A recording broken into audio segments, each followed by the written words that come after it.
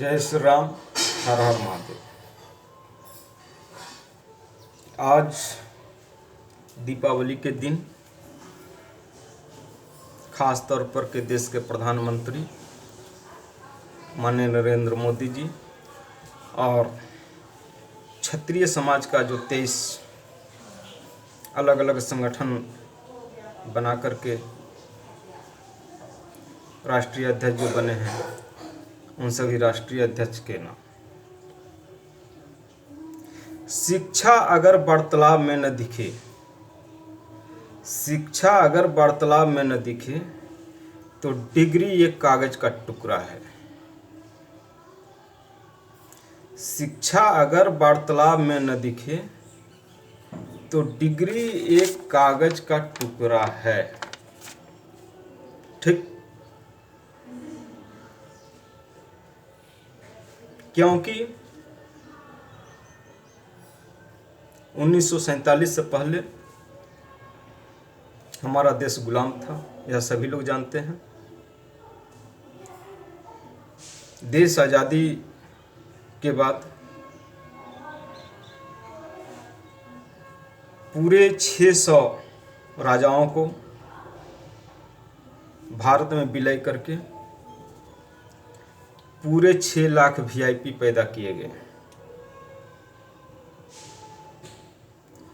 भारत के 600 राजाओं को हटा करके पूरे देश भर में 6 लाख वीआईपी पैदा किया गया, जिनको मुफ्त में बंगला, नौकर, सुरक्षा, हवाई यात्रा, मेडिकल, टेलीफोन, बिजली, पानी, सभी सुविधा मुफ्त में हम समस्त देशवासियों को टैक्स के पैसे से दिया जाता है। लेकिन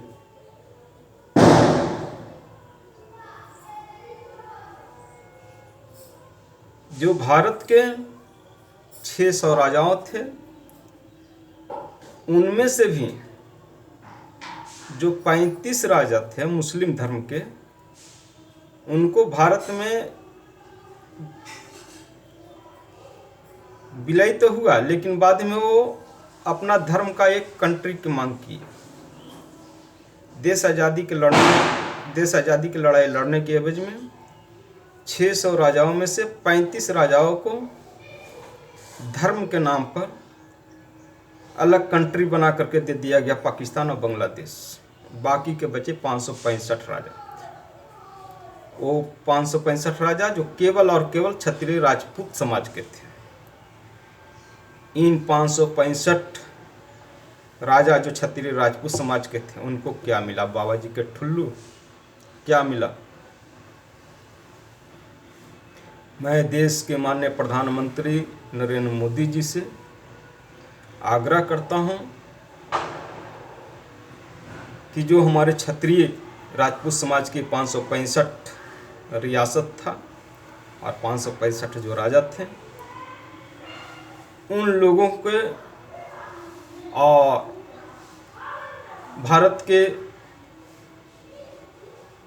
जो दलाल थे, गांधी जी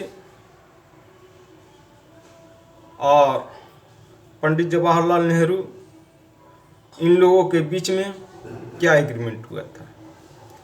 जब 565 रियासत क्षत्रिय राजपूत समाज का भारत में विलय हुआ तो उसमें एक एग्रीमेंट बना था। उस एग्रीमेंट में क्या लिखा था? क्या माननीय प्रधानमंत्री नरेंद्र मोदी जी उस एग्रीमेंट को सार्वजनिक करेंगे? क्या उस एग्रीमेंट में लिखा था कि भारत में जितने भी कानून बनेंगे, संविधान में जितने भी कानून दर्शाए जाएंगे, सब के सब क्षत्रिय राजपूत समाज के ही खिलाफ दर्शाए जाएंगे? क्या ऐसा था? अगर ऐसा नहीं था तो आज तक जो भी कानून बना अपने देश में, सब के सब क्षत्रिय राजपूत समाज के ही खिलाफ क्यों बना? माननीय प्रधानमंत्री जी, कृपया करके भारत विलय के दौरान जो हमारे क्षत्रिय राजपूत समाज के 565 राजाओं थे, 565 रियासत जो भारत में विलय हुआ, उस एग्रीमेंट पेपर कृपया करके सार्वजनिक करें। और जो क्षत्रिय समाज के नाम पर अलग अलग पूरे 1 नहीं 2 नहीं बल्कि 23 संगठन जो बना करके बैठे हैं, करनी सेना, राष्ट्रीय करनी सेना, राष्ट्रीय राजपूत महासभा, फलानवा ढेकनवा के नाम से जो पूरे 23 संगठन बना कर रखे हैं, और ये जो क्षत्रिय समाज के नाम पर कुछ कर नहीं रहे हैं, केवल और केवल सत्ता सुख में केंद्र सरकार या राज्य सरकार के साथ मिल करके जो सुख सुविधा ले रहे हैं और क्षत्रिय राज समाज को जो मूर्ख बना रहे हैं, इनसे भी मैं आग्रह करता हूं कि अगर वाकई में आप क्षत्रिय समाज को एक करना चाहते हैं, क्षत्रिय समाज के लिए आप संगठन बनाए हैं, तो कृपया करके आप केंद्र सरकार से एक ही मांग करो कि जो भारत विलय के दौरान हमारे 565 रियासत भारत में विलय हुआ, उस विलय में जो एग्रीमेंट पेपर था, उस एग्रीमेंट पेपर को सार्वजनिक करें और एग्रीमेंट पेपर में जो लिखा हुआ था उस सभी पॉइंट को केंद्र सरकार फॉलो कराए। ठीक, इसीलिए मैं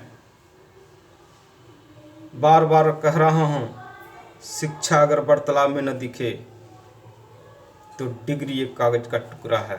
जानते हो क्यों? क्योंकि जो आरक्षण से शिक्षा ग्रहण कर रहा है, जो आरक्षण से इंजीनियर बन रहा है, डॉक्टर बन रहा है, आरक्षण से एक ग्राम प्रधान भी बन रहा है, वह अपनी जाति के लिए अगर प्रधान है तो जाति के लिए काम करता है, अगर सांसद है, विधायक है, तो जाति के लोगों को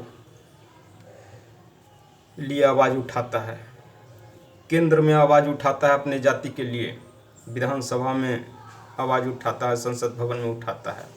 तो क्षत्रिय राजपूत समाज क्यों चुप है?